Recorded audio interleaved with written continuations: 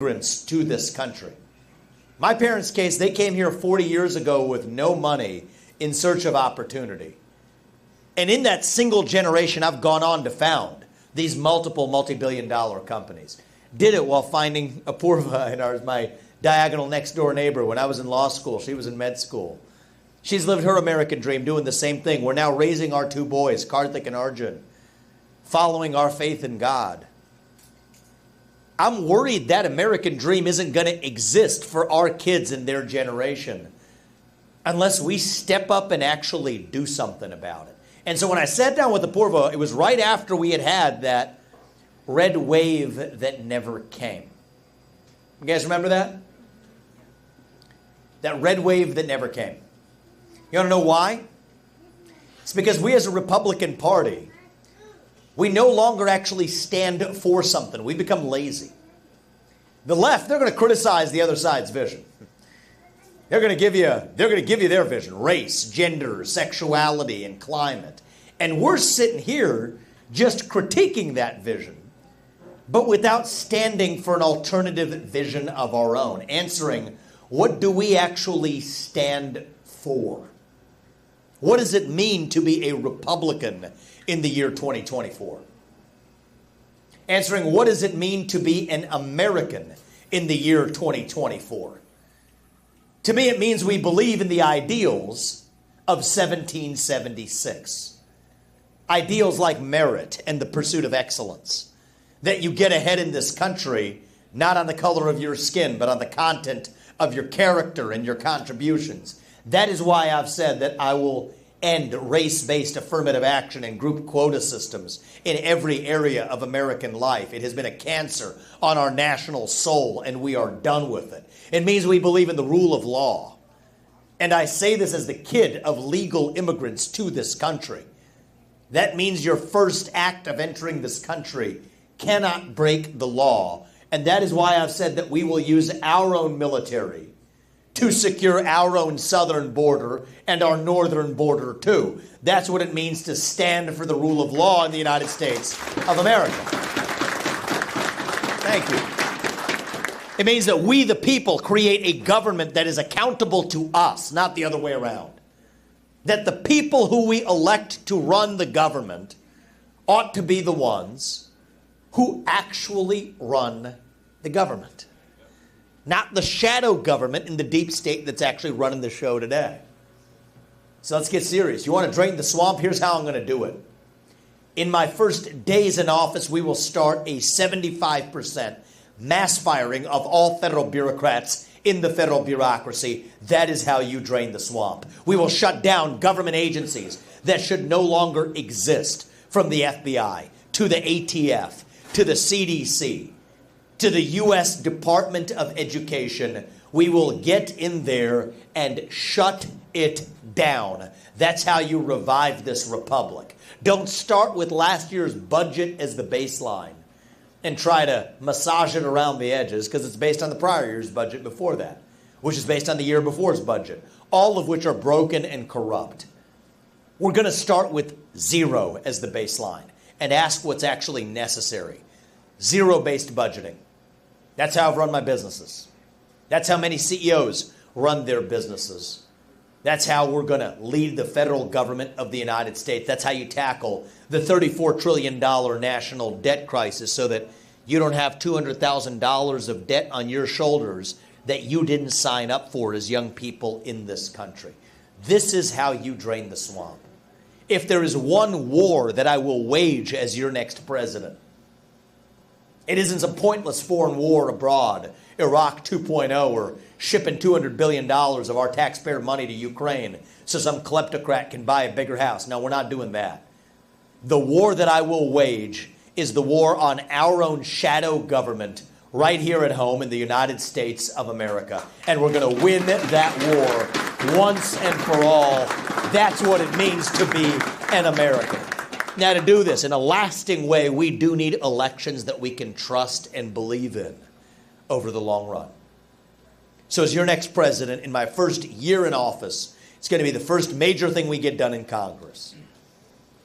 It will be to actually secure elections we can trust and believe in this country. Minimal standards for federal elections. Single-day voting on Election Day as a national holiday with paper ballots. Government-issued voter ID to match the voter file. And yes, English as the sole language that appears on a ballot. That's not too much to ask. That's common sense in this country. These are not black ideas or white ideas. These aren't even really Democrat ideas or Republican ideas. These are American ideals that we fought a revolution to secure in this country. And I believe deep in my heart that those ideals still exist. I'm running for president to revive them. It's on the back of our coins, etched into each one of them. E pluribus unum. It means from many, one. That's what we've lost in this country. We've been taught to celebrate our diversity and our differences so much that we forgot all of the ways that we are really the same as Americans, bound by that common set of ideals. And here's how we're going to get them back. It's going to be by all of us, not just me. All of us. Starting to speak the truth in the open again. Say in public what you will say in private at the dinner table. Say it with a spine. Say it with conviction. Say it with respect. But part of respect is that you respect your neighbor enough to tell him what you actually think. And you see, that's what this campaign is actually about. Speaking the truth, not just when it's easy, but when it's hard.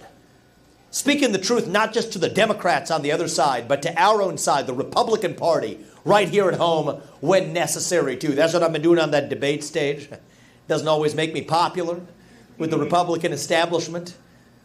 It's okay, I'm not in this for friends in the Republican establishment. I don't report to them. I report to you, the citizens of this country. I don't report to the donor class. Anymore, every politician is dancing to the tune of their biggest donor. And in my case, that biggest donor is me.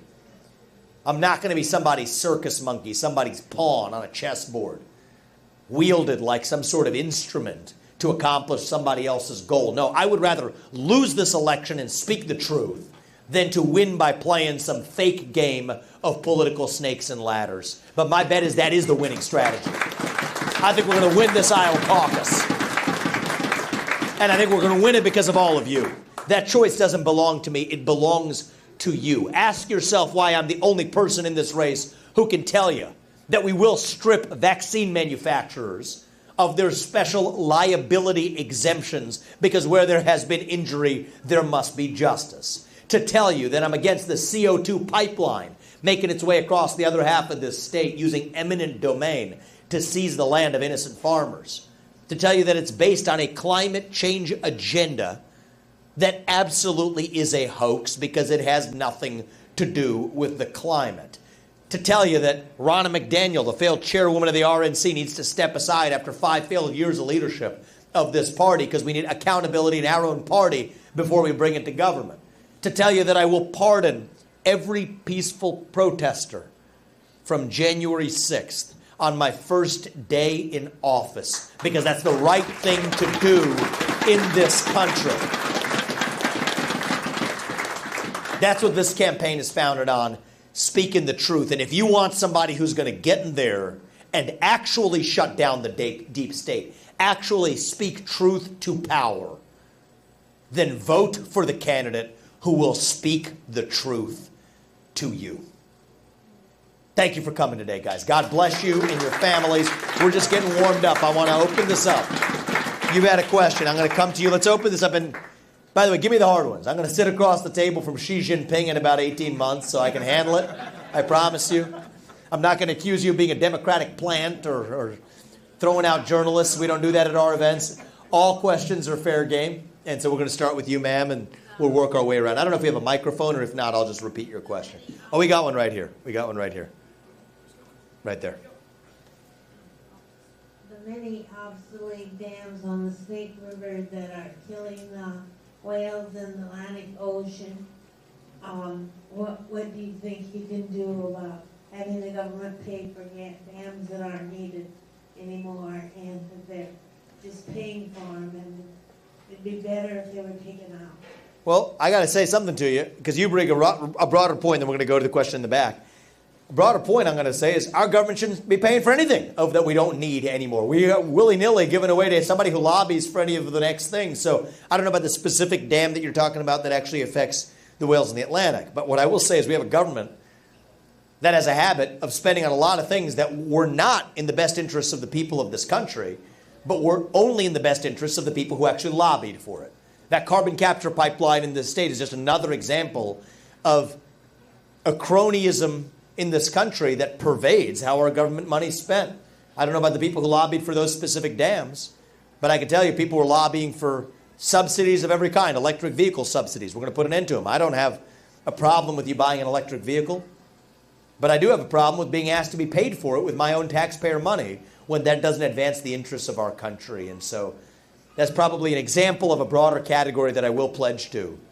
75% reduction in the number of federal bureaucrats, taking an axe to the $34 trillion national debt, zero-based budgeting. When I said we're going to start with zero and ask what's necessary, I don't think that's going to meet our bar for what counts as necessary. So thank you for that question, and I appreciate it. We'll go questions further in the back there. Actually, I'll go to this gentleman here, and then I saw one in the back. Yes. Or you can go right here. Yes. I was curious as to what your position might be on eliminating qualified immunity for government and police. Great question. Great question. I think we got it backwards on qualified immunity right now in this country. So we're currently, the one place where they're looking to strip qualified immunity is for cops who are on the front lines of fighting violent crime in this nation. Now, I actually think that we need to go the direction of cops being able to do their jobs without fear of looking over their shoulder for fear of being sued.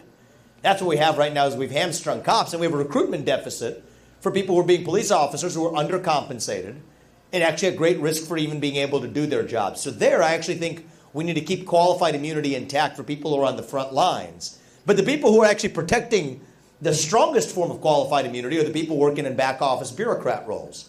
And there I do think it's proper to strip that back because we need accountability for people who break the law. Not if they're just, do something that you don't like, you vote them out of office. Can't do that for the bureaucrats. I'm going to fire them out of office. But if you're actually breaking the law, then you deserve to be held accountable under the law. And I'll give you one example of that. Think about Anthony Fauci or anybody who worked for him. Misusing and breaking the law to use our own taxpayer money to fund the creation of a man-made virus in a lab in Wuhan when that's banned in the United States of America. If that's proven in a court of law, and I will always let the court system work itself out, but if the facts are as they appear to be, and that's proven in a court of law, then yes, these people deserve to be held accountable to the fullest extent of the law. And on my watch, they will. Thank you. I appreciate it. Thank you. First, I want to say I've been voting Libertarian for 20 years, so thanks for giving me an alternative. Thank you, man. Now, you got to come to the GOP caucus on January 15th. You know how it works. Yep. I actually got to admit something. I voted Libertarian in my first election when I was 19 years old, too. And some of these opposition research types hit me for it, but I said guilty as charged. That's fine. I wasn't going to go for George Bush or John Kerry in that election either. So thank you anyway. Yeah. Appreciate that. What is your thought on, I've heard you talk about what you would cut out of government. What are your thoughts on what are the essential functions of our federal government? It's good. The first is a nation without borders is not a nation. So I think that having and protecting our borders is a top function of the federal government of the United States. And so the irony is that a government that's doing everything that it actually shouldn't be doing, engineering, picking favorites among different industries or whatever in the private sector, raining money from on high like manna from heaven from the Federal Reserve, a cancerous proliferation of government bureaucrats metastasizing like a cancer throughout our country. All the stuff they shouldn't be doing, they are not doing the few things that they actually need to be getting done. Starts with protecting our border and providing for our actual national security. I don't get it. I mean, it's basic common sense. It's what a nation actually does. And so when you look at vulnerabilities of our country right now, we're more vulnerable to cyber attacks, super EMP, electromagnetic pulse attacks. Just by show of hands, does that term mean anything to anybody, EMP? Good, actually. I'm glad to hear that. That's a good thing. Now, it's probably biased compared to the rest of the country because you all are in Iowa during the caucus coming to an event like this. I don't think that's true across the rest of this country. But our electric grid is more vulnerable to being taken out in an EMP pulse attack that literally could wipe out about half the country in a matter of 6 months when you can't store your insulin in the refrigerator, your food doesn't stay cold, and planes fall out of the sky because our microchips depend on an electric grid. So our government that's supposed to provide national security from foreign threats of our own homeland is instead failing to protect our homeland, shipping money to Ukraine to protect somebody else's homeland. They're not even protecting it. It's going to some kleptocrat who's pocketing the money. Is failing to do what it needs to do right here at home. We have an invasion of our country, and I know you're not supposed to say it that way. But if there was 3 million Chinese coming in on the Pacific Ocean, or 3 million people coming from Iran on our eastern border, we'd call that what it is. It's an invasion. It's not that any different when it happens on our own southern border as well. So providing for the basic defense of this nation, that doesn't mean pointless foreign wars. In fact, it means the opposite of that. Defending our own homeland, and then protecting against the incursion of the rights of our own citizens from backdoor threats that emerge even from other forms of government, and protecting the sovereignty of this country from institutions ranging from the WHO to the UN that are increasingly hostile to our own sovereignty. It's about protecting our own sovereignty and security. That's the job of the government. We're failing to do that while doing everything else. That's backwards. We're going to set it right on my watch. Hope that answers your question. Thank you. I have a two-part question. Sure. One, did you like the cover rolls I gave you last time? Yes, I did. I'm not sure they're great for my health, but they were good for my day.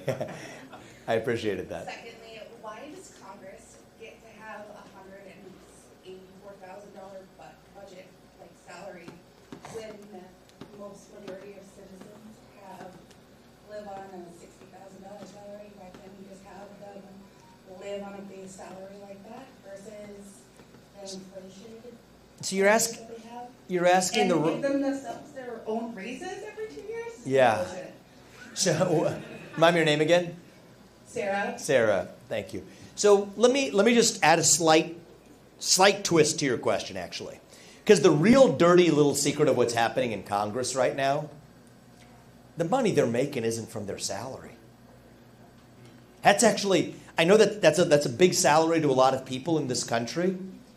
It's a pittance compared to actually how they're making money through the back door. So you take Elizabeth Warren, right?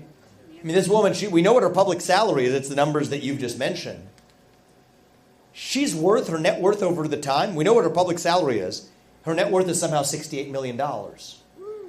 That math doesn't add up. So what I think is actually, I'm less going to be on the crusade about like going after docking their salaries. We want the best people we can get. We're not getting that today. But what I will put an end to is the corruption. That these people should not be trading stocks while they're in Congress, while they're actually making the laws that affect the way those companies actually function. The federal bureaucrats shouldn't be doing the same thing. These people should not be lobbying the government for at least, I would say ever, but at least 10 years after they've left Congress or the government. So these are the changes I'm most focused on because that's what's hurting us even more. Yeah, I mean, do you think these people are deserving of what they're getting? Probably not.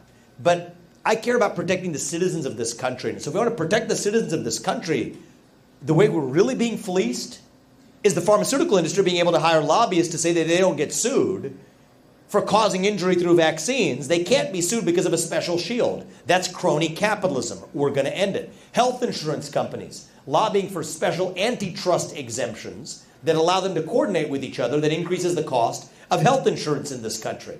That's actually how politicians are making their money, is by becoming lobbyists to lobby that same government. Special exemptions for big tech. Section 230, that's the product of lobbying. So I'm most focused, if I had to put my priority, on term limits.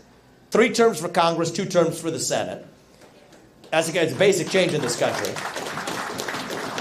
And ending the corruption on lobbying and the insider trading, which is how they're actually making it through the back door. Now, here's the dilemma. To do that, you require 75% of the people who you're trying to term limit out to vote against their own interests.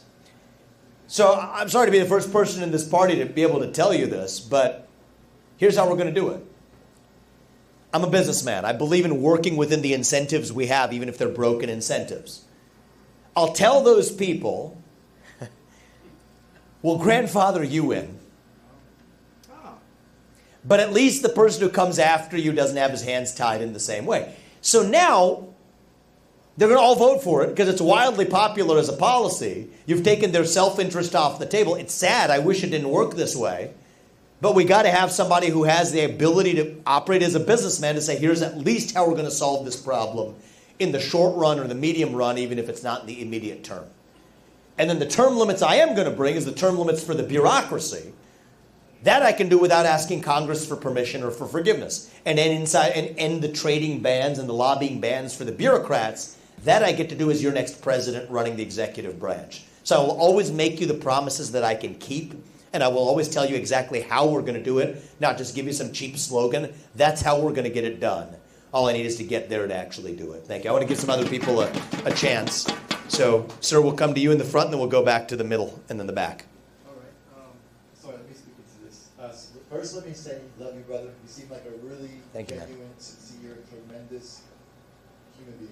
Thank you, brother. I appreciate that. I'm also starting to think, if you haven't already done it, you might need to open a school to teach people first how to think and how to speak, because you're doing a great job. Thank you, man. I appreciate that. We will hope to set an example for people in this country. Question, partially forgive me for this question.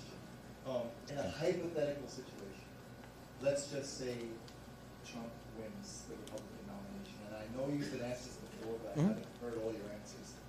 I can only say I feel like you two would be the most unbelievable duo in the history of the United States. Thank you, man. I appreciate you saying it that way. And that if you actually got in that way, doing a tremendous job, you're an easy vote for the next years of presidency. So that's what I'm asking you. And I also, I don't know, I guess I live my life. Well, never mind about that. But I'm Thank you, brother. What's your name? Daniel. Daniel, and by thank the you. way, I drove all the way from New York. I'm sleeping in my Prius, and I went to the Trump rally yesterday, and I'm here for you today. So. Thank you, man. I appreciate you driving all the way. Thank you. Thank you, man. I appreciate that. Let me just answer this question candidly, because for the folks who are here in Iowa, and I appreciate you having driven to be here, you have an important decision to make in about 10 to 15 days. My colleagues, 10 days on the Iowa Caucus on January 15th. My colleagues may have asked you this, but just for my own sense, just by a show of hands, how many of you have participated in a caucus before? Good. So you know how important this process is. Every one of your voices and votes, it's like the equivalent of 1 million people. And I'm going to speak a hard truth to you. It doesn't give me pleasure to share it, but you speak the truth when it's hard, okay? I respect the heck out of Donald Trump. He was a good president. More than anybody else running for president, I have respected him and his legacy because it's the right thing to do. He kept us out of foreign wars and he grew the economy. We'll respect his legacy. And what they're doing to him is wrong. And I've stood against it more than anybody else. Pushed back against the Biden administration. Made legal demands on exactly what's known. Called on every Republican to remove themselves from the ballots of Maine and Colorado so we nullify the impact of that election interference in our GOP primary. I've done everything I can to do what's right, but we got to open our eyes, people. If you think they're going to let this man get anywhere near that White House again, I'm going to ask you to open your eyes. These people, they have made clear, they will stop at nothing. And increasingly, I really mean nothing, to keep this man away from the White House. If you believe you're doing something based on the moral high ground, that means you're going to stop at nothing to actually get the job done. So we cannot walk into that trap. And I'm worried they're leading us into a trap. Last time, what was it? A man-made pandemic and a tech-rigged election. What do you think is coming this time? I'll tell you what the trap is. They want to narrow this down to a two-horse race between Trump and another candidate they can control, take Trump out one way or another, and install their puppet in the White House. Do not fall for their trick. You got the future of America first standing right here. And let me tell you something. We are leading into that trap. Are you going to say 12 months from now, when you look back at this and say, oh, we're shocked that they did that? I didn't see that coming. Or are you going to say, what the heck were we thinking walking into the trap that they had laid? Do not throw away that vote at that Iowa caucus. We got to do what's right for the country. Our America First movement, as I said, it did not begin in 2016. It began in 1776. And we owe it to our founding fathers and this country to make sure we have another 250 years still left. So we love the man because of getting this fight started. That's what he did. But it is now our job to finish it. And the America First agenda, it doesn't belong to me, just as it doesn't belong to Trump. It belongs to you, to us, to we the people, the citizens of this country. And I believe I'll be able to take that agenda to the next level. So I agree with you. I think we would make a good duo, but the way I'm going to do it, and I believe I'm going to be best positioned to lead this country and reach the next generation from the front. I'll take him as my advisor during my first year in office. I'll take him. You know what? People have asked me, would I consider Trump as my vice president? My answer is an absolute yes. I don't think he would take it, but I think I would take him as my vice president. But either way, it's good. It's not about Trump and it's not about me. It's about how we revive this country. And we're in the middle of a war right now.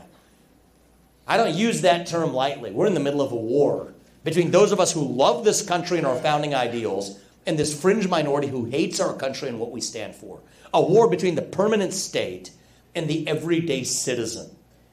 And if you're in a war, first of all, you got to know you're in a war to win one. But if you really want to win a war, we're talking about selecting a general, a commander-in-chief to lead us to victory. Pick the one who is not yet wounded in that war. I think now more than ever, we need fresh legs. Somebody from that next generation to lead us to victory. So we will honor the man and his legacy because it's the right thing to do. I'll take his advice because it's going to be the smart thing to do. But the best way I can make my contribution to this country is as your next president. And I believe we're going to win the Iowa caucus. I think many of you have not been polled. Many of you are first-time caucus goers. I think we're going to deliver a shock to the world on January 15th.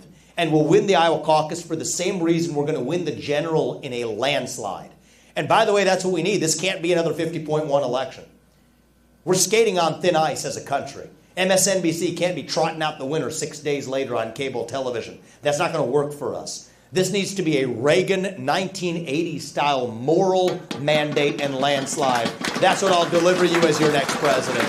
Thank you, man, for coming out. I appreciate it. And I like your hat, too. We'll go right there and then we'll come up here. So first of all, thank you for putting yourself out there. I think there has to be so much respect for somebody that just puts yourself out there. Thank you. I appreciate it. Thank you so much. Thank you. So obviously Perry, Iowa is a horrific event. And as a mother and a child that lived 10 minutes from there, enough is enough.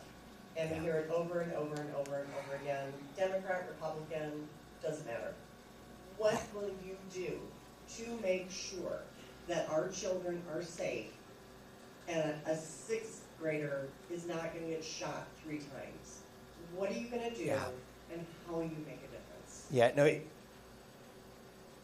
it pains me that this is somehow the most painful part of what we saw there was almost the apathy that we have in response to it. That's unacceptable in the United States. I happened to be in Perry the morning when it happened. We talked to family members from that community, even who had their kids in elementary school. Let me give you a direct answer to your question. There should not be another school shooting in this country again, and we know how to stop it. 3 armed security guards in every school across this country, period. That's non-negotiable. We put them in our banks. We put them even in shopping malls. We got the thousands standing around, known as the TSA, at our airports. Well, we have protecting our airports or protecting anything else, protect our most valuable national asset. That's our children. That's immediately how we make sure at least another school shooting isn't going to happen again. Now let's go upstream to the root cause. It's the mental health epidemic in this country. We have a major problem. It's the underbelly in our country. We have a healthcare system that doesn't pay for mental health. Fix that. Bring back the psychiatric institutions and hospitals in this country. Sooner than removing guns from law-abiding citizens, what we need to do is remove psychiatrically ill and dangerous people from their communities to protect not only our children and our communities, but even to better serve them. You want to know where the number one source of mental health care is now? It's our prison system. That's not compassion, that's cruelty. And so the right thing we need to do in this country is take mental health seriously. Even our healthcare system right now, I mean, Purva knows this as well as anyone on the front lines. We don't have a healthcare system, we have a sick care system. Mental health care needs to focus on prevention, not on actually treating something after the fact, after it's gone over the proverbial ledge. That doesn't work in our country. So that's the combination. In the near term emergency measure, we can get it done. I've said I'd shut down the Department of Education. $80 billion, most of that's going to go back to the hands of parents across this country who deserve to choose where they send their kids to school, and ending the poison of the Department of Education. But a tiny portion of that budget will automatically fund 3 armed security guards in every school across this country via the states. That's how we protect our children, address the mental health epidemic. That's the courage we need in a leader to actually speak that hard truth. Bring back the psychiatric hospitals. Yeah, that's controversial. Actually, it was controversial when I first started it in this campaign. Now, by the end of this very year, that itself has become a more acceptable position. And that says a lot about how I'm going to hopefully reunite this country. Stand for truth. In the short run, it hurts. A lot of the position I've taken in this campaign, I was against the Ukraine war before it was cool. Right? You say the same thing. If you stand for truth, eventually, Martin Luther King said this, the arc of history is long, but it bends towards, he said justice, I'll say it a different way, it bends towards the truth. And if we stand for truth, we do the right thing. That's the answer to protect our kids. Thank you. I appreciate it. We'll go right here, and then we'll go further back. We got another mic going around?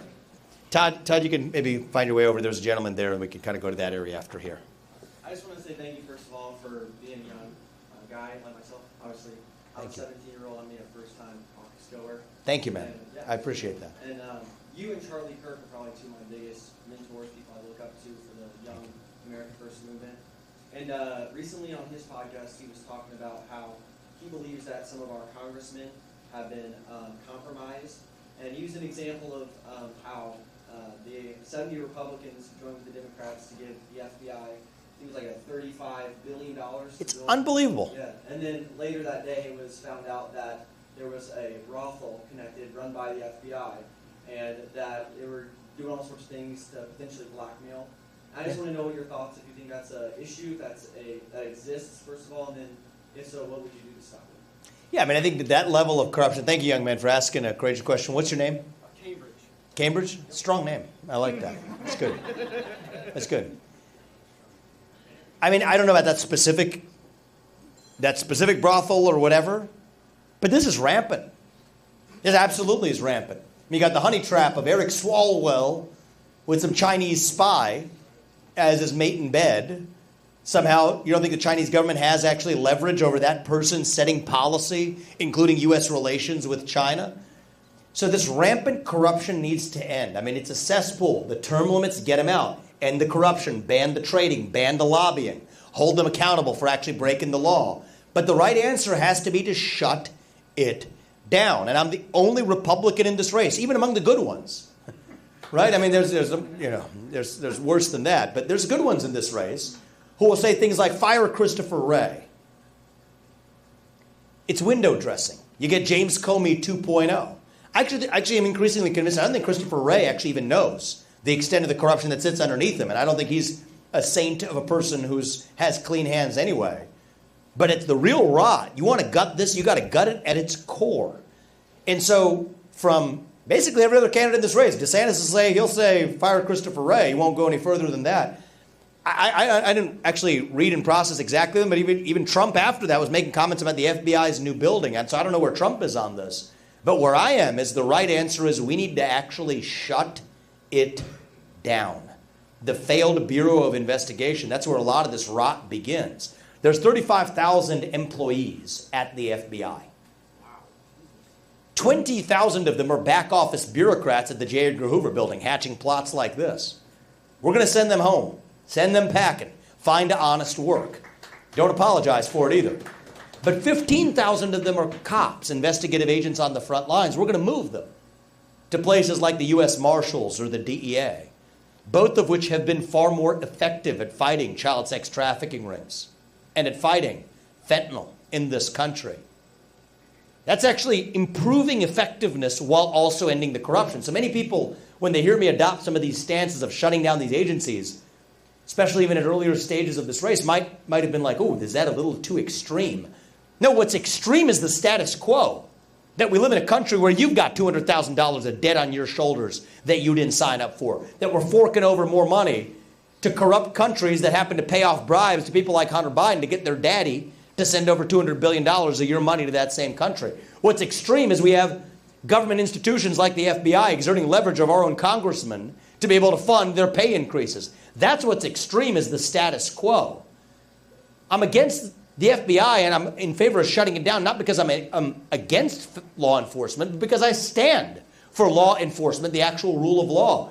I'm going to shut down the Department of Education, not because I'm against education, but because I am for education in this country and protecting our children. That's what we need to revive, as a president who isn't shaken by the labels that the media, or even frankly some of the establishment in the Republican Party will affix to you.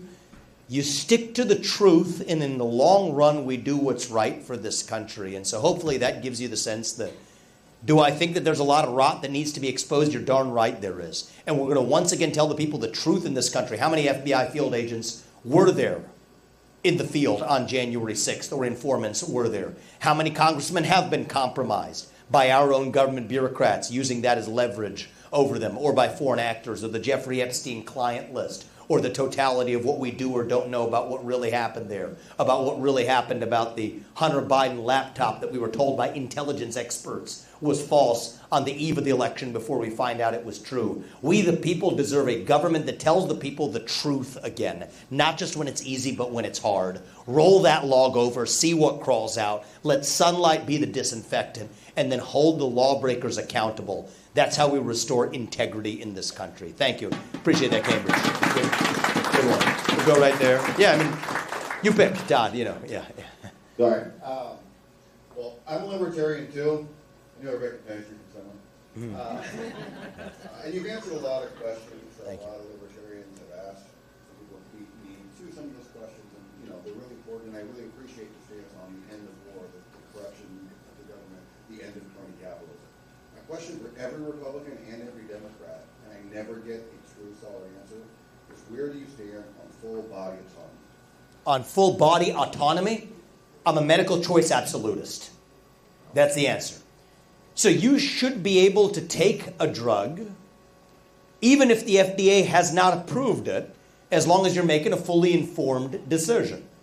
Many life-saving therapies are delayed from getting to people who otherwise are dying, at least deserve the right to make that choice. So I'm a right to try absolutist, but I'm also a right not to try absolutist. So just because the FDA has approved it in 9 months, shoved it down your throats in the form of a vaccine, doesn't mean that you should have to take it. That's the answer to your question. I'm a medical choice absolutist in both directions. You have a follow-up? So that's like, for me, the perfect answer when it comes to like a medical thing. Good. I'm not pro-forcing anybody to do anything. Yep. I more mean in specifics. That's a great answer that I'll get from that. But I mean on all things, like the legalization of all drugs, anything that's a victim's crime, sex work, any of those things that is your body, that you decide what to do with it. Yes. So if it has, so then if it has externalities that are resulting in harm to others, then that changes the equation. So here's where I am, and it's not the purest of pure libertarian positions, and I'm running for the Republican nomination. I'm the closest darn thing you're probably going to get as a libertarian. That's actually going to be the president. But I'm going to not pass the purest of the purity tests of libertarians, in part because I think that there are externalities that we need to take care of. There's violence. There's a lot of externalities that cause people to do things after they make those decisions. If it's just about yourself, that's fine. But if we have a health system that has you show up in an emergency room and still has the system that pays for it, that's something that has to be taken into account. But here's where we're going to find, I think, not in sort of academic fantasy land, but in the real world, moving the ball forward in the right direction, is medical choice for our veterans. Right now, 40 veterans a day, upwards of 40, are committing suicide, many more turning to fentanyl per day, And so I think it's wrong that Schedule I drugs are denied to those veterans who suffer from PTSD. So I, for one, am alone in the Republican Party, at least among presidential candidates, to say that I believe in absolute medical choice for veterans for descheduling those drugs for medical and treatment purposes, ayahuasca, ketamine, psilocybin, and otherwise. And I think that would be a step that you and I both would favor as a step in the right direction that's practically implementable.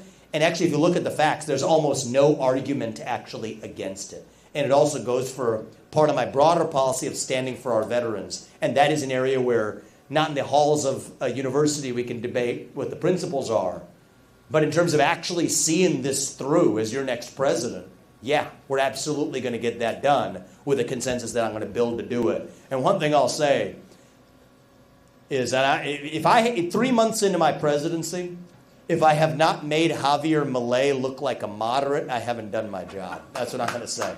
So we're going to get that done. Right there to the middle. Vivek, it's a pleasure to speak with you tonight. My name is Brent. I'm almost 25. I will be on Caucus Day. And I'm actually one of your captains. Thank you, man. Precincts. I appreciate you doing that as reaching the next generation too for us. Thank you, man. So I'm a farmer, a community banker, and a future small business owner. And my question to you tonight, COVID-19 really showed Americans just how much power the executive branch has in the federal government under the past two administrations, especially in regard to vaccines. As president, how would you look to limit the power of the presidency and the executive branch? Great. Moving forward. So number one is, I'll give you a somewhat technical answer, but it's a good enough and important question. And it's core to my agenda. Any regulation that has been written by the executive branch, three-letter agencies, SEC to FTC to FDA to FBI to EPA to God knows what. It's the alphabet soup. Any regulation that was not specifically passed through the lawmaking process of Congress expressly is unconstitutional. And on day one, I will order the entire executive branch to stop enforcing any such regulation and rescind such regulation immediately. There's a Supreme Court case that supports me on this. It's the most important one of our lifetime. It came out last year. West Virginia versus EPA. It said that certain EPA regulations governing the coal miners were unconstitutional because Congress didn't pass it. Well, if those regulations are unconstitutional, then literally the overwhelming majority of federal regulations are unconstitutional. And I cannot overstate the implications of what I just told you. We're taking that wet blanket off the economy. We're unleashing our inner animal spirit. Our economy is going to be growing at 5% again. Our inner animal spirit, where you as a small business owner, your path from being a small business owner to being a big business owner is going to be a glide path compared to what it is today without that regulatory state standing in the way. So yes, the beauty of this, the bad news, the bastardization of our Constitution is that most of what we experience isn't even coming from Congress, as bad as these clowns in Congress are, from their corruption to the underhanded paying to the brothels to whatever else we're talking about. They're almost irrelevant today because the people who we elect to run the government, they're not even the ones actually running the government. It's the shadow government and the deep state. That's the bad news. The good news is your next president, if that's me, can actually step up and fix the problem without asking Congress for permission or for forgiveness, because you're just correcting the prior sins of the executive branch. You put me in that office. We revived this country in that first year without having to go through 500 people on Capitol Hill, because most of the damage came from that executive branch itself. So that goes to the heart of my candidacy. If there's one thing I'm going to do as your next president, we will shut down that deep state. And I don't say this lightly. I'm in this for a reason. I'm not boasting to you. I'm just telling you the truth. There's not a person in the United States of America who will do a better job of actually shutting down that bureaucracy and their unconstitutional regulations than me right here. That's what pulled me into this race. It's going to take an outsider who can break glass, who's willing to break things. I bring that. Trump brought some of that. But it's also going to take an outsider who knows and deeply understands the law and the Constitution in this country. And those two things do not usually go together. Right, you got the nerdy legal academic type here, and I'm guilty as charged there. But you also have the entrepreneur that's going to need to actually execute that. And look, every one of us in this room, in this country, in this world, has our own God-given gifts. But it's up to us to use those gifts to do what's right in the short time we're given. So I'm not going to pretend to be some political messiah coming from on high to save us from the White House. That's how many presidential candidates and even presidents would like to present themselves. It doesn't work that way. Right? A lot of this, the 10th Amendment says that which is not reserved to the federal government is reserved to the states and to the people. But I'm going to do my part. And I'll close on this. If we elect a president right now who does do his part, then we don't have to anymore be this nation in decline. We don't have to be at the end of the ancient Roman Empire. I think right now as a nation, like a number of you in this room, our nation is really just a little young, actually. Going through our own version of our adolescence. Figuring out who we're going to be when we grow up. And when you view it that way, it makes sense again. You go through your adolescence, you go through that identity crisis. You do some stupid things. But we are stronger for it when we get to our adulthood on the other side. So no, I don't think we have to be that nation in decline. I think we still can be a nation in our ascent. I'm not going to be the guy who walks in here and tells you that it's morning in America. I love Ronald Reagan, but I'm not going to tell you that. And I don't think if Reagan were alive in this room, he would tell you that today either. It's not morning in America right now, but it can be. I won't tell you as a young person the American dream is alive and well. It is not. It is alive and hanging on for life support. But it can be. If you all do your part, and that's what I'm asking you for, open your eyes, do the hard thing, don't fall for the trap they've laid for us. Skate to where the puck is going. Do the right thing for this country. If you all do your part, I promise you that Apurva and I and our family, we are going to do ours to make sure we look our kids in the eye. Every one of us can look our kids in the eye and tell them and mean it that the United States of America is still the nation where no matter who you are, or where your parents came from, or what your skin color is, that you will get ahead in this country with your own hard work, your own commitment, your own dedication,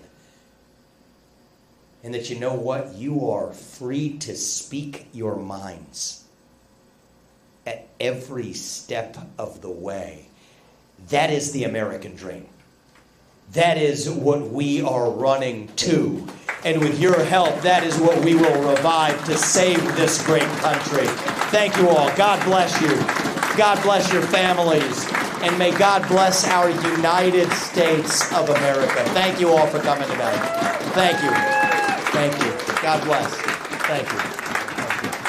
Thank you all for coming. We've got staff around with caucus cards. We talked about 4. Please sign them. If you can be a precinct captain and read a letter from Vivek, please sign up for that. Again, we appreciate you coming out tonight. Vote Vivek. Thank you. Thank you. We're doing a photo line? Are we doing a photo line? Yeah. Tell them that. Tell them that. You want to get a picture with Vivek? Come on up. Yeah, thank you. Yeah, tell them that. Thank you. You guys will line up on the left for photos, and then we'll work our way out that way. Thank you. Please have your phones out. This for me? What? Yeah, it was for you. That's why. Are you listening to directions, or are you just taking a picture? We're here. Oh my goodness. I appreciate you guys. Thank you for being here, man. You might have flipped us. Well, I would tell you, flipped, not really, because it's for the country, right? Same It's party. just. I would say might have hopefully accelerated us. Is what I hope. Well, you got me. If you tell your friends for me, I appreciate it. I love the man. You know why Nice we're to meet here? you. Why are you here? Our 83-year-old neighbor is supporting you. Oh, that's Tell them thank you. I appreciate And it. I told her I would come listen to you, and we did. Thank you. Thank I appreciate you. it, man. Bring it in, you brother. For coming. Thank you. Really And appreciate Scott, it. your jacket says thank you, brother. Hey, you're supporting me a lot. We're going to do the right thing. Thank you, man. Thank you. Thank you. Hey, it's good to see you. Nice Good to see you. Thank you. Oh my God. Biggest fan. Thank you. I appreciate that, I'm guys. so excited. Thank you. I appreciate that. Thank You're you. Hey, absolutely brilliant. How old are you guys? I'm 20. We're You're 20. 20? Yep. If if there's one thing you can do for us Yeah. in the next 8 days, get as many like human individuals your age Yep. out. Everybody, yeah. Sign this card and help us if you volunteer with us. We're gonna shock the world, actually. Absolutely. So thank you. I can't appreciate wait. it. Thank you. Thank you so much. I appreciate it. Thank you. Good seeing you, man. How you doing? What's your name? Trevor. Trevor. My comment, I hope you have a plan. Yep. Educate people, because there's a lot of people on that tit of the government. Yeah, absolutely. And it scares Absolutely. people. And it's the most necessary thing, though. Thank you, man. Nice We're to gonna meet do you. it. Thank you, man. Nice to meet you. You done the caucus before, brother? I have. Yeah. Awesome. Spread the word, brother. Thank you. Amazing. Hey, Thanks great. for Good to standing see up you. for us Thank you. veterans in our Thank you for standing up for this country. Is like what the least we can do is to stand for those who have served. Thank you. I appreciate it. Thank you very much. Spread the message. Will do. Hey, good to see you, brother. How you doing? Hey, nice to meet you. Thank you, man. Thanks. Spread the Yeah. message for us, all right? Thank How you. we doing? It's good to see you, man. We got to get you to that caucus. Oh, I'm gonna be there. I appreciate Second it. one. Thank you, man. Amazing. Thank you. Thank you. Love your energy. Thank you, man. I appreciate it. Thank you Good for to coming see to our town. You were here the other day. I didn't get to come out, Thank you. so I'm glad I appreciate got it, to man. come Thank tonight. you. I'm glad you're here. Spread the message, and we're gonna do this, brother. Thank you very much. We're gonna make this happen. We're gonna do this. Thank you. Come out. Have you done the caucus before? Yes, I have. Awesome. Awesome. Awesome. I got Will Wilking. Thank you, man. I appreciate it. Thank you. Thank you so much for all you're doing for us. I feel like, as a young person, that you're kind of my voice that I don't have quite yet. So Thank I'm you, looking man. I forward appreciate to it. But you will, Caucus and it's our job to pave the way. Yes, Thank you. Is it gonna get my Bring brother- people up in your generation out by the masses. We're going to shock the system. Yes. You didn't get her. Good to see you, man. Yes, How sir. are you? Thank you. Yeah. Thank you. I appreciate you guys. Thank you, man. Yeah, I listen to all your podcasts Proud and of stuff you. like that. So You come out. definitely an inspiration for me. So. We're going to do our part. And you're going to do yours. Thank you. I appreciate it, sir. Thank you. This is mine, right? Yes. Come on up, man. Thank you for answering the question. It's good to see you, man. Thank you. Thank you. It means a lot. We're gonna shock the world. Yeah, we are. Spread the message, brother. Yeah, good luck. You said future small business owner. Well, welcome with your in starting your business. I'm appreciative to you. Thank you. Thanks for being here, man. Thank you, man. I appreciate you. Thank you, brother. What's your name? Blake. Blake. Spread the message, man. I will. We're gonna Thank do you. this. Thank you. Thank you. Thank you.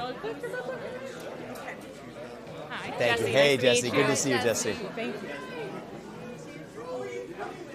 Thank you so much. Thank you. Have you done the caucus before, Jesse? I have not. I plan to go though this year. It means a lot. Bring a lot of people with you. I will Thank do you. my best. Thank you. Hello. What's your name?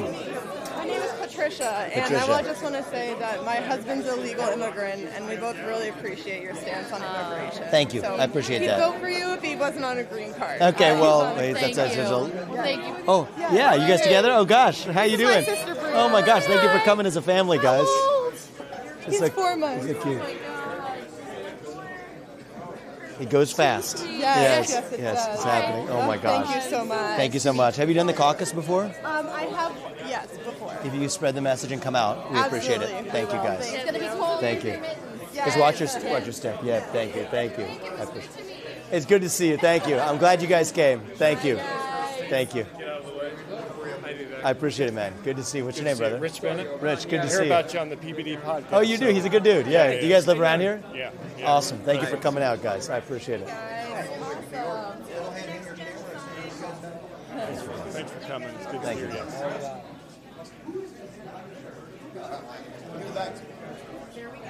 Keep up the fight. I appreciate it. You've done the caucus before? Oh, yeah. Of course. Yep. Love Yeah, it. So again. important. Nice Thank to you, meet you. brother. So nice to meet you. Thanks, man. Thank you. Take care. Thank you. This guy drove all the way from New York and is living in his Prius. He came- Amazing. Well, not living in it, but just on Sleeping in the it. road. Yeah, no, but for you're today. And excuse the question before, I just feel like No, don't man, apologize maybe for you that. two, outside of the election getting stolen, you guys won't possibly be beat. That's what I'm thinking. Thank you. I appreciate that, man. And Too much of a line. This might not be an answerable question, but I feel like if you made a new definition of the word, oh my God, pandemic, it would be wokeism and the polarization of the entire world because of it. It's interesting. Do you even have an idea? it's an how to epidemic stop of wokeism, yeah. Like, I wrote my first book about that, actually. Woke Incorporated? Yes. Have you read it? I'm sorry. I Take a look. haven't. You might I've enjoy heard it. that. I You mean, might I enjoy it. listen to so many of your clips. Thank you, man. I appreciate that, brother. Thank you for being here.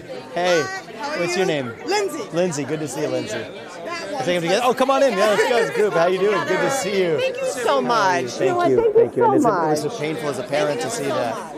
Good to see you, man. Thank you, Brad. I appreciate it. Good seeing you. Brought some really Got good some friends. friends. Awesome. How you doing, man? Thank you, man. There's a bunch of. I appreciate we had you a good guys. crowd show up tonight. Thank you. A great crowd. Oh my gosh, yeah. I was Great here event. last time you were here, and the word Neil just mentioned. Oh, this is like about triply packed. Going in the right direction. Yeah. Which way? Okay.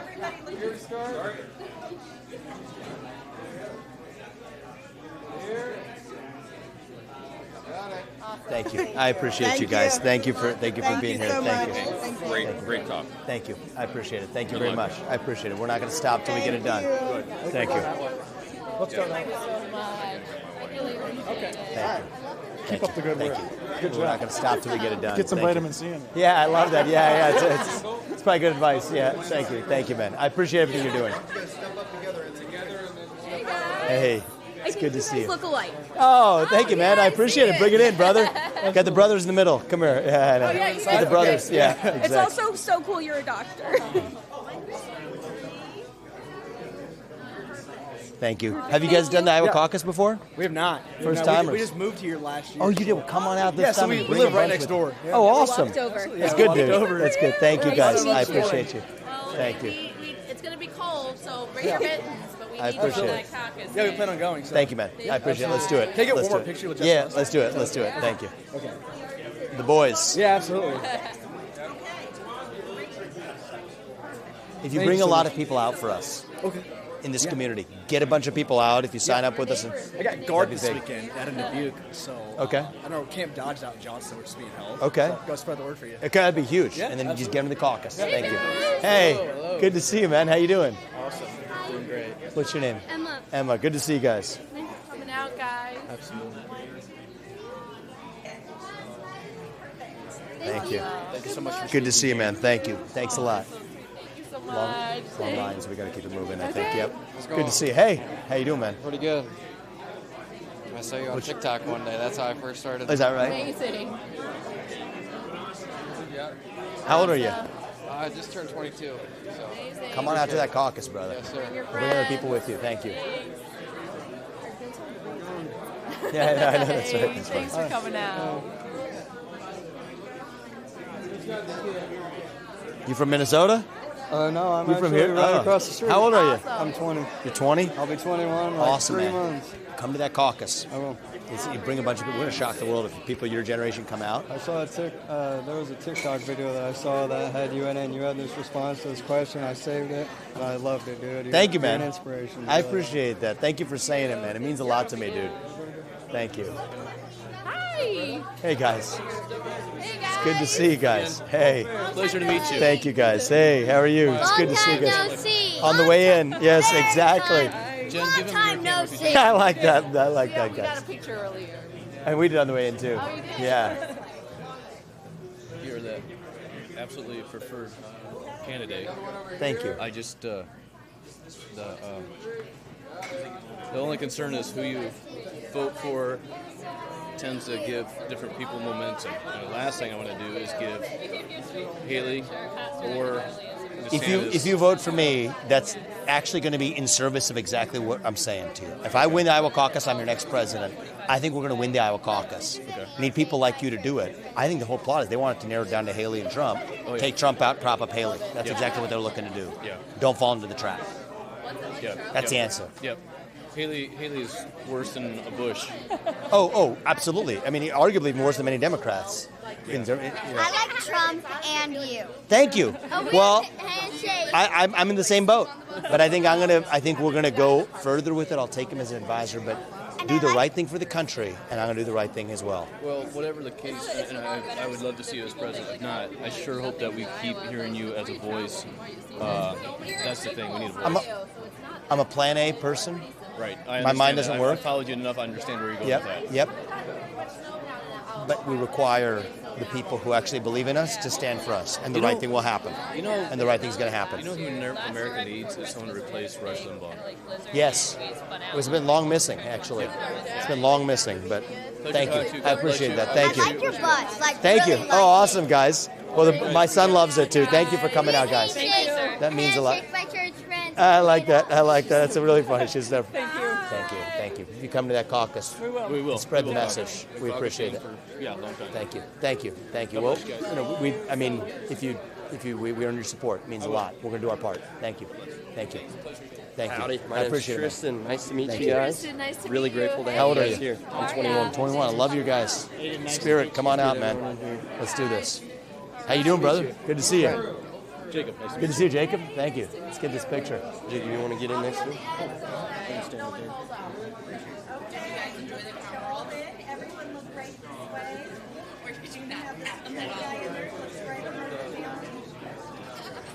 Appreciate it, guys. Really grateful to have you here, man. Thank you, man. Excited for the future. All the best, and thank you. If you bring a bunch of people out to that caucus, we're going to shock the world. Absolutely. Try our best. Serious. Oh, absolutely. Hey, it's good to see you. Hi. Good Did to you see enjoy the karma rolls, or did you not I did. share them? I did. Oh, I didn't get no, them. No. She wasn't here that trip. No, she wasn't. I just didn't know if you put No, them in no. the freezer. She didn't. They were No, good. everyone on the bus. They're once something good. gets on the bus, To tell you the it's truth, acting up. you want to tell you the hard truth, I would have gotten myself in some trouble if she was here. It was good. It was really good. Thank you I for try it. my best. They're I like smell that. they weren't like the regular kind. They're like good. Yeah. So thank you. Hey, thanks for the question too. It was a good question. Yeah, spread the message. Thank you. Hey, good to see you, man. What's your name? My name's Dale. Dale? This is my son, Dale. Yeah, it's my son, Dale. Jacob. Good to see you, man. Thank you. Appreciate you being here, brother. Yeah, it was great. You got me fired up.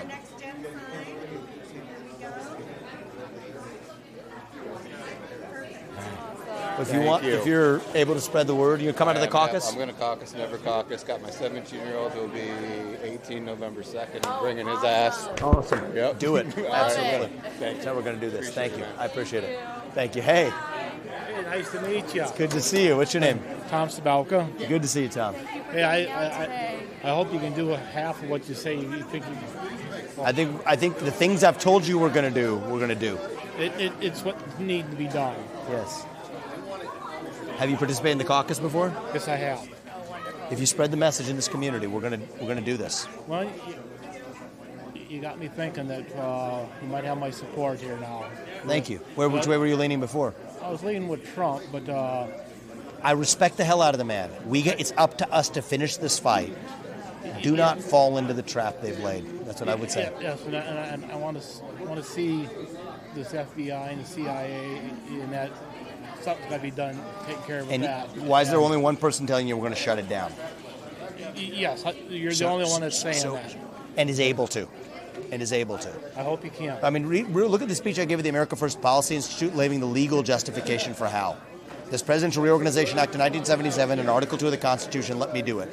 I will not be duped. They're not going to dupe me. And you'll go after these corrupt politicians. Of course we will. Like Hillary Clinton and where there has been law breaking, we will go after them. Anthony Fauci on down. Okay, Thank you. I appreciate that. You got my word on it, man. Okay, you got my vote. Then. Thank you. I appreciate you. Thank you. And I'll campaign for you. Thank you. That means a lot. If you spread the message in this community, I will. we're going to do our part. You do yours. I'll do my part. We're going to do ours. I'll tell my friends and family about it. Thank you. We're going to do ours. You have my word on that. Thank you, sir. Good to see you, Mr. Libertarian. How you doing? Pretty good. It's good to see you. You know Javier Milei, right? You know who he is, right? Yeah. Oh yeah. Yeah. I told you I'm going to make it look like a moderate in the first 3 I gotta months. tell you what I told them. I'm looking for a president who can promise me someday I can buy grenade launchers and meth on Amazon with gift cards. You're a purist. Yeah. But I'll tell you, I'm going to be the closest thing you're going to have to take a step. But you have to vote in the Republican caucus this time to make it happen. I see what you're saying. I appreciate it, brother. Thank you. Hey. Good to see you. What's your name? Neil. Oh, you asked. Oh, you were the one. Neil asked me a Oh. really good question about health insurance and Oh, okay. making it more less corrupt. Sure. You're asking the right kinds of questions. Where do you live, man? More Cedar Falls. Awesome. So like 5 minutes from here. Thank you. Yeah, Thank you for mostly coming. focusing on like trying to end cronyism for the insurance companies. 'Cause, Yes. Like in Iowa, there's like 3 companies that you can Oh. possibly use. It's all coordinated because they're exempt from the antitrust rules. That's Correct. why. 1945. You know Yes. it. You know it, brother. Yeah, I'm in that industry. It takes so- somebody. Oh, okay. It takes somebody who understands it to fix it. I think. Yeah. The cronyism. When the cronyism, the rest follows. Have you done the caucus before? No, this will be my first one. Thank got you. My vote. If you bring a lot of people out for us, it means it makes a world of difference. Thank you, man. I appreciate it. Take care. Hey, How's it going? it's good to see you, man. What's your name? Nick. Nick. Actually, Thank you nice for to meet you. coming out. Yeah.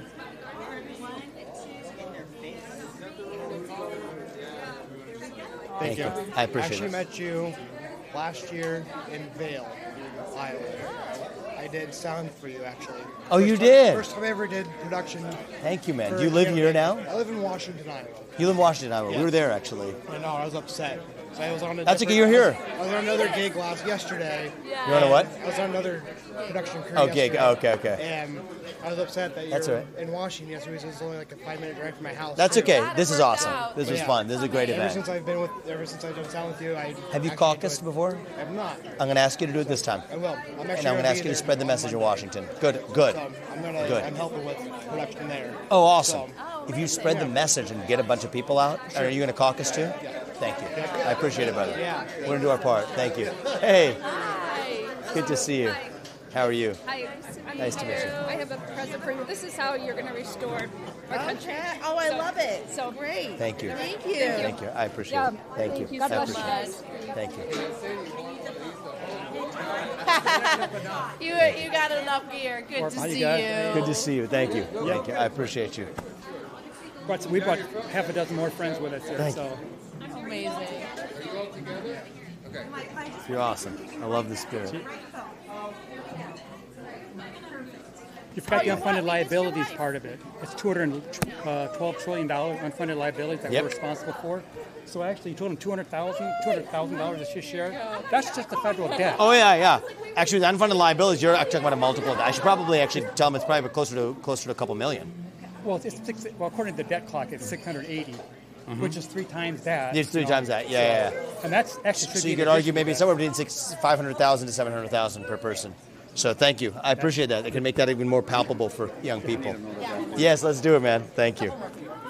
Thank you for everything. You bet. Bring people out to that caucus by the We're gonna bring masses. them out. By the masses. Get the students out. Absolutely. That's I mean, bring them out by the masses, and we're Young going to do this. people here is the Obama moment. Yeah. It is 2008. Yeah. Except they now want our values, Yeah. which is exactly I'll right. tell you Now they something, can come I'll for tell you you. something real quick.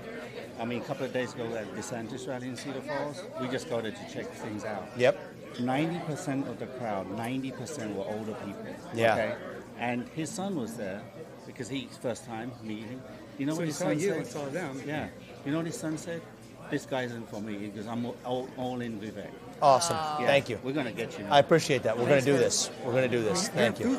You are so energetic. And Thank you, man. I can't believe how wired you are. I appreciate that. I That's the appreciate guy it. who's like the can he second keep most this up? energetic person I've met. Yeah. And Vivek, you know, you're giving these kids somewhere to go to the vision thing. Yeah. Basically, instead of being negative all the time.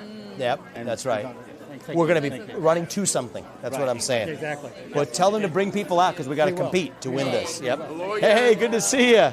I gave Love her that one- shirt. I gave her one- Amazing. I want you to sign this one. I gave her a copy. Yeah, we have Amazing. Of this one, and there you go. Thank you. I And appreciate you. Here's another one for you from out there. Amazing. Thank you. Thank Here, you. the 3 of us. Okay. There you Thank go. you. Thank you. I appreciate Good luck. it. Thanks Good a luck. lot. Thanks a lot. We're behind you. Thank you, man. I appreciate it. Thank you. Spread the message, and we're going to do You this. bet. Good to see you guys.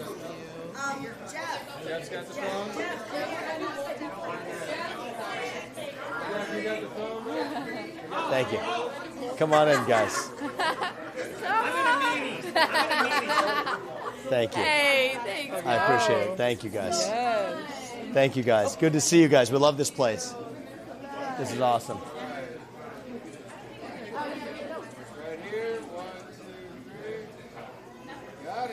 Thank you. I appreciate you guys. Thank you very much. Thank you. Means a lot, guys. Thank you.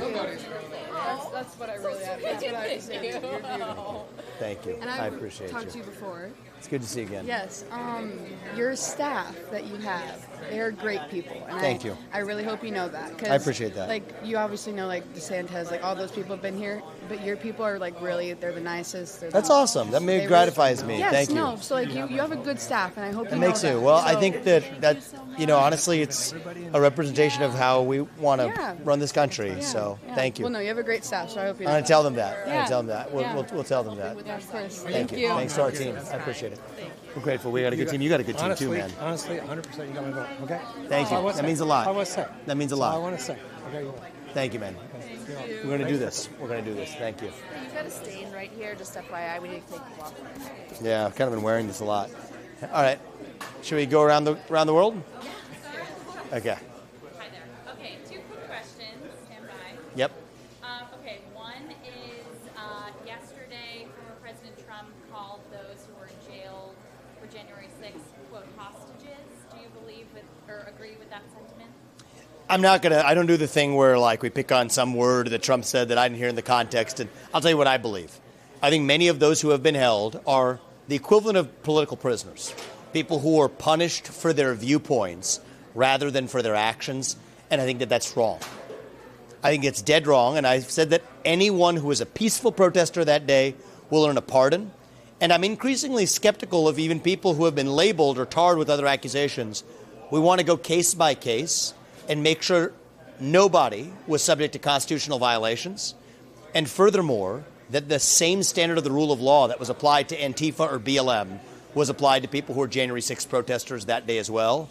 And I am deeply skeptical at this point, given the non-transparency of the government's narrative around this. We will get to the truth. We will be transparent with the public about the truth. And that's how we're going to get the country back, is standing for the truth, then standing for justice, and every peaceful protester will get a pardon on day one. I remain committed to that. I'm as committed as ever. So that's my answer to the question. Can I ask one other quick Sure. So you have Jake Paul and Candace Owens joining you on the campaign trail. How do you think they're going to be received by Iowans? Hopefully well. I think they're energetic and smart people and accomplished in their own ways, and people who I've been grateful to have their support and enthusiasm behind me, and I admire I admire a lot of what Jake Paul does in his sphere of life. I admire a lot of what Candace Owens does with her courage in speaking hard truths that other people, I think, are afraid to say out loud. And so both have become friends, and I'm glad to have them here on the campaign trail with me. Steve King is going to be with me for probably Thursday or so onward on the campaign trail. So it'll be fun. We're going to bring a lot of people who want to support me out, and we're going to have fun with them. We're doing it as a family with the Purva. Purva's crisscrossing some other parts of the state. We rejoined at night. So I think we're going to have a lot of people who are eager to support us and crisscrossing the state and doing a lot together to create the final push of energy we need that I think is going to push us over the edge of the caucus. Thanks. So earlier this morning on Fox News Live, you said how by the time the Iowa caucus rolls around, you'll have done 330 events. I think my team tells me now it's closer to 390, but it's a lot of events is the answer. It's almost 390 events by the time the caucus Yeah. rolls around. Do you think that more events means better results? And I hope so. I hope so. I mean, this is the tradition of how the Iowa caucus is run. People need to see you in 3D without TV screens in between. Our bet is these people are taking their civic responsibility as seriously enough to come here as to talk amongst their neighbors and their colleagues about what they're learning here, to shape the opinions of many people who are undecided. So it's my expectation. We're doing what we're doing in part because we think it's going to be a successful strategy. We're doing things a little bit differently than other campaigns that are just, I think, many of which are just operating the same campaign playbook, buy this many ads on TV, this many on radio, et cetera. We're taking a far more precision, targeted strategy to people who we think are likely to support me and the kinds of people who are responsive to my message. And so I think if that strategy is successful, as we expect, I think I'm going to win the Iowa caucus. And at the very least, we're going to shatter the expectations set for us, which in many ways is the victory you need coming out of Iowa. And so that's going to propel us forward to the next phase of this race, and I expect we're going to be successful. Who are you with? Fox News. Fox, good to see you. Hey, I think at almost every event today, happens pretty regularly, a voter will ask you about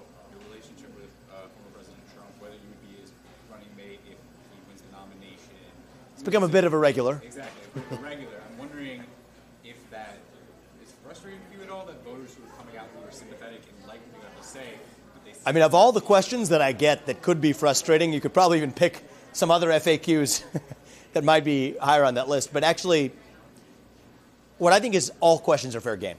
I mean, I'm asking these people, this is a job interview. I'm interviewing for a job with my actual bosses who are the citizens of this country. Sometimes I think politicians fall into the trap of thinking that the donor puppet masters are their actual bosses. If you spend enough time with them begging and licking their boots, you start to think that they're your actual bosses and have Stockholm Syndrome to go along with it, which is, I think, what the relationship that many politicians have with their mega donors. For me, it's different. These are the people who are my bosses, who I report to as the next president. So any question they ask is fair game from my vantage point.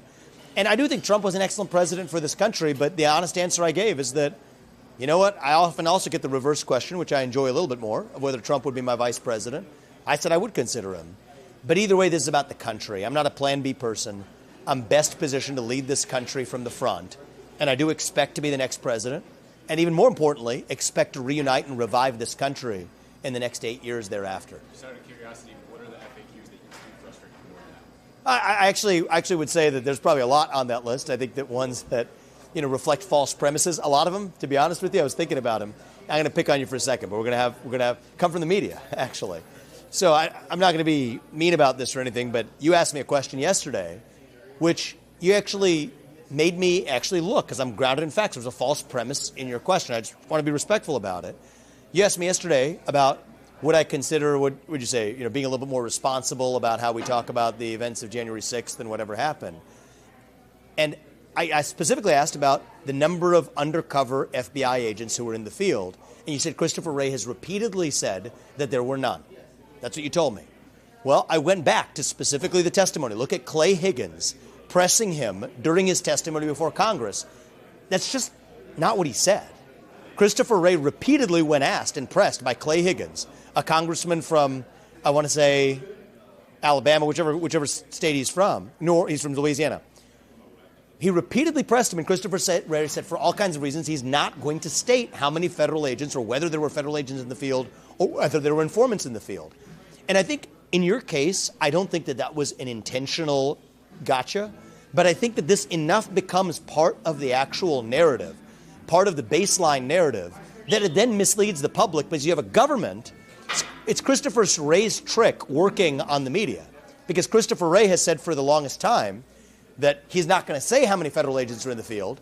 Repeat that enough times, you then have the media that's playing interference for him, adopts that as the interpretation he wants you to have, which is that there were no federal agents in the field, when in fact his actual answer said that he did not answer the question. And so the exchange we had yesterday, I told you I'm grounded to fact. I am grounded to fact. I went specifically to that testimony. I watched it 3 times to make sure I was clear about the answer.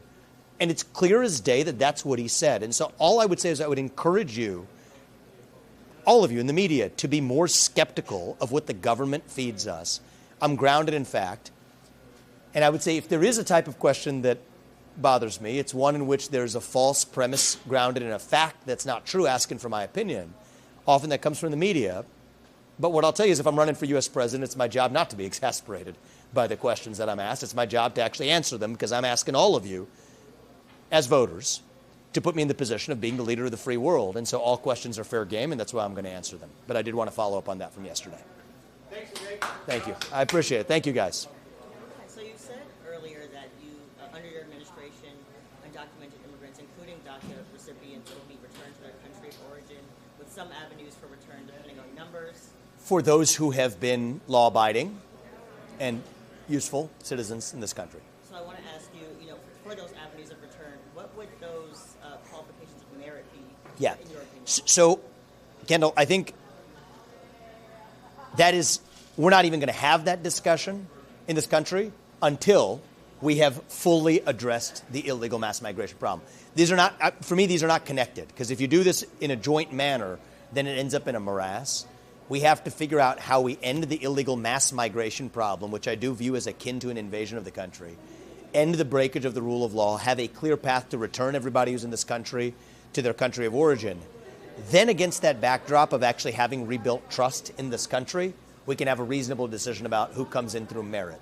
Now, merit doesn't mean a bunch of tech guys in Silicon Valley, right? I think that's historically what merit-based immigration has been equated to. I think a lot of our immigration policies include chain-based migration, family chain-based migration. That doesn't have anything to do with merit either. There's two criteria to use whether or not someone comes in through legal immigration. What contributions you're going to make to this country. But again, the U.S. is more than just an economic zone. What's your civic commitment to this country? That's important too. That to me is part of merit as well. And if you're truly committed to this country and you actually have an ability to make useful contributions to this country, those should be the criteria decided to we're going to prioritize to bring in. But that's a question for later. The question for now, the urgent one, is how we deal with the mass migration problem, what I call the invasion at our southern border, return to their country of origin anybody who's in this country illegally, and once we have that, then we can have a rational discussion about legal immigration. And then thinking about the return, forgive me if you answered this before, who would pay for that? I think that, as I've said, just even as a matter of principle, we're not even in the zip code of that being the next challenge. The challenges here are sealing the southern border, ending the incentives to be here illegally, returning millions of people to their country of origin. After that, we will have a rational discussion. Part of a rational discussion is weighing the cost-benefit, including the costs. Those are costs borne by Americans. Here's my view, is all immigration policy, I'd say all foreign policy, I would say all policy, should be guided by one North Star. What advances the interests of the American citizens who are here in our own homeland? Now, America First includes all Americans, not just the ones who agree with me. But the American citizens in our homeland, what advances the interests of Americans? And the immigration policy that best serves those Americans, all things considered, costs and benefits, that's going to be my legal immigration policy. But for illegal mass migration and the effects of it, we're shutting it down, sealing the southern border, including militarizing it, and returning anybody who's in this country to their country of origin. And at what point Thanks. in time do you expect to kind of be The last question. to get to that? I hope to be there by early 2026. By March of 2025, I hope to have the southern border sealed. By the end of 2025, I hope to have mass deportations well underway.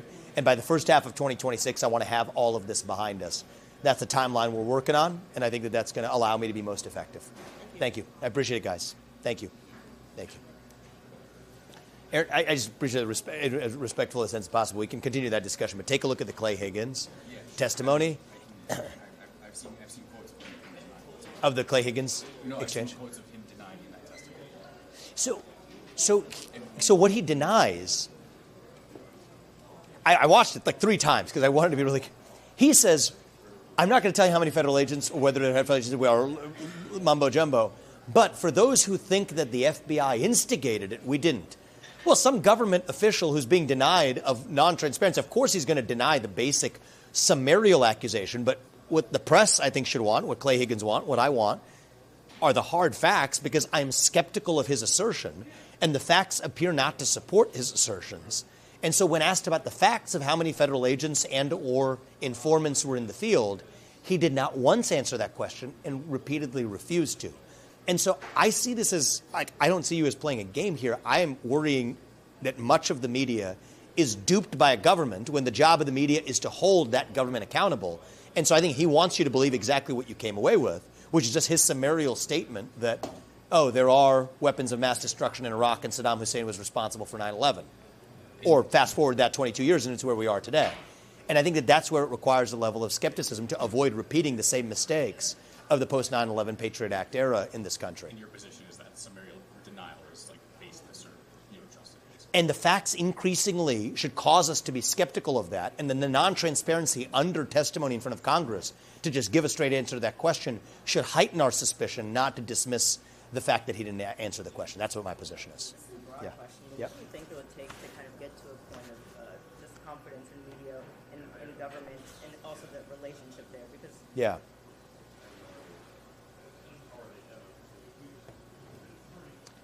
I think it's going to require some type of mass reckoning. Like, I think it's going to have to involve some moment of the government actually in a manner that, like, in order for this to actually be a bridge to the future, like we're actually moving forward, if it doesn't feel painful, it means we're not doing it. From the post 9/11 era onward, just to say, here's the truth of what actually happened. Here's what we didn't tell you. Here's where we screwed up. And we apologize for it as the government. And then the media, much of which I think has been cynically playing interference, and I think much of which has been a product of laziness, and the combination of the two have converged doing the same thing. To look their own audiences in the eye and say, we screwed up. Here's where we screwed up, and we own accountability for that, and we're wrong, and we apologize for that.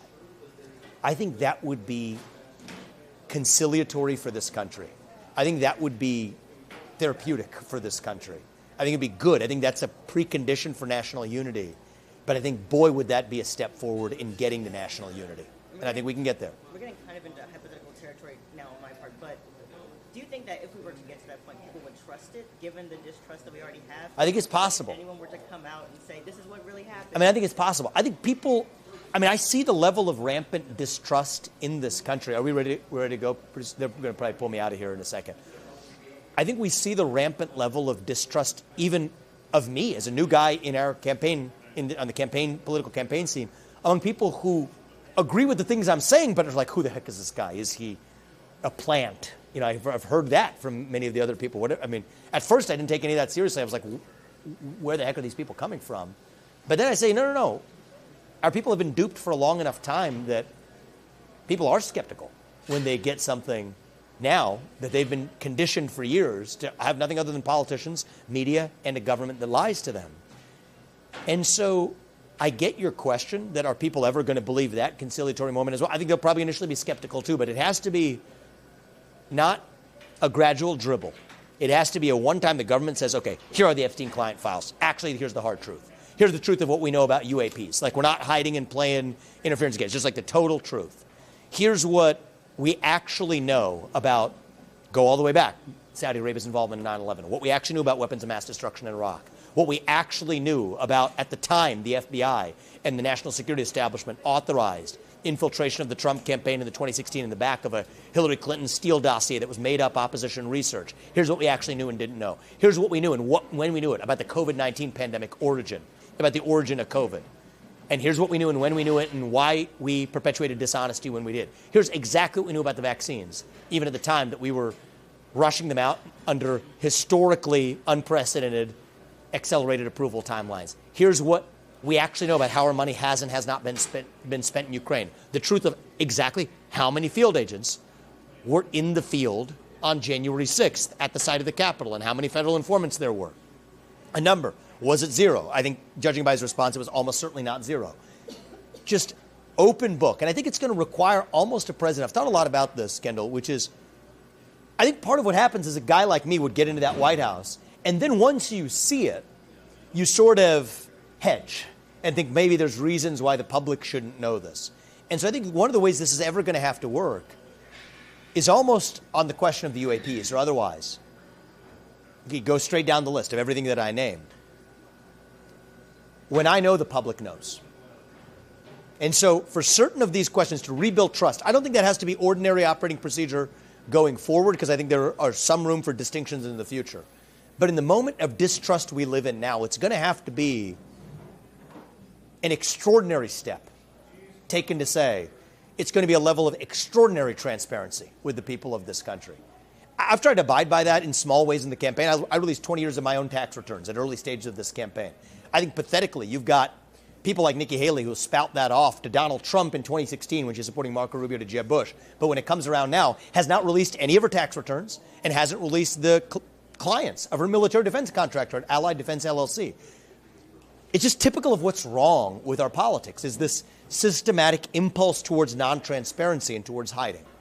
And so I think unredacted releases to the public at a scale that's been unprecedented, combined with an honest and earnest apology to say, here's what we lied about, here's where we were wrong, and we're sorry about it. Combined with the media, frankly, not those of you because you're from a different generation, but your employers or your seniors or your superiors that for years have been lying about the very topics that I'm talking about, looking their own audiences in the eye and saying, hey, we, in some cases knowingly and in some cases lazily lied and misled you. Here's what the truth is. Here's what we now know. We're sorry about it. And here's how we're going to ensure that happens and never happens again in this country. Yes, I do believe that there is a place where that wound heals. Maybe there's always, not all wounds heal without a scar. There's probably going to be a scar that lasts for a long time from that wound. But I at least think the wound can heal. And I think it's a precondition for reuniting this country. And that's why I've been as particular as I have been in this campaign. In probably what you all see is going after you or the media or whatever. I'm not. I'm going for this country because I think that's going to be a precondition for reuniting the United States of America. And if we do it, as I say on the campaign trail, and I mean it when I say it, I think that our best days can be ahead of us. But it's not going to happen on the trajectory that we're in on the relationship between a non-transparent federal government and a media that's playing interference rather than actually playing its job. So that's where I'm at. Thank you. I appreciate it. I'm gonna head out. Thank you, guys. Thank you. Thank you. I'll go this way. Thank you, man. I appreciate it. Thank you, guys.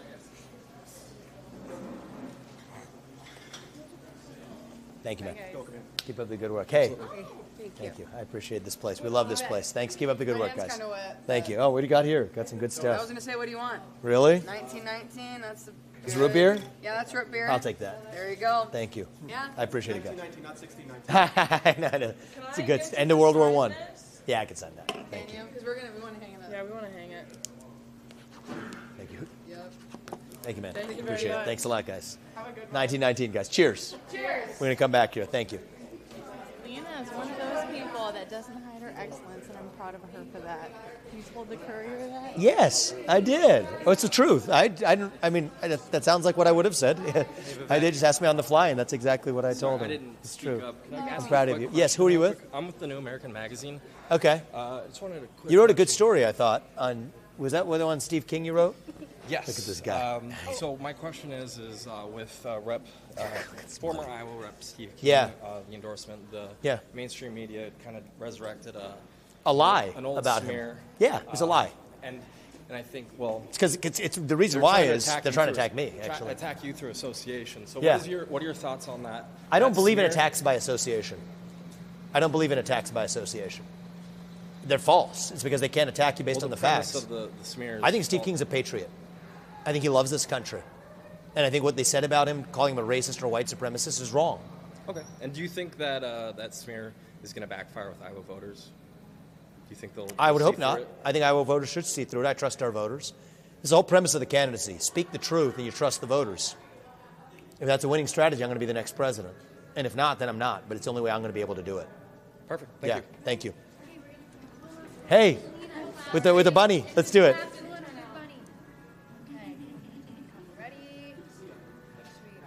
It's a big bunny, He Lena. stole I'm proud one of you. your bodyguards. I've got a Yeah. I just wanted to let you know, thank you so much for what you said about me. Oh, you don't have to thank me. I'm just telling the truth. I really am. I'm just saying what I actually feel. Exactly. That's what we're doing every day. Thank you, Lena. You keep it up. I'm expecting big things from you. You know that. Yeah. We'll see you guys. I'm excited, guys. We'll see. Keep bringing them out to the caucus. Just keep bringing them out. Between now and then, we're going to shock the world, guys. It's awesome. I've got my speech memorized for caucus. Awesome. You're going to nail it for us. And bringing the people out in the meantime. That's going to be the key. That's going to be the key. Take it easy, brother. We'll see you.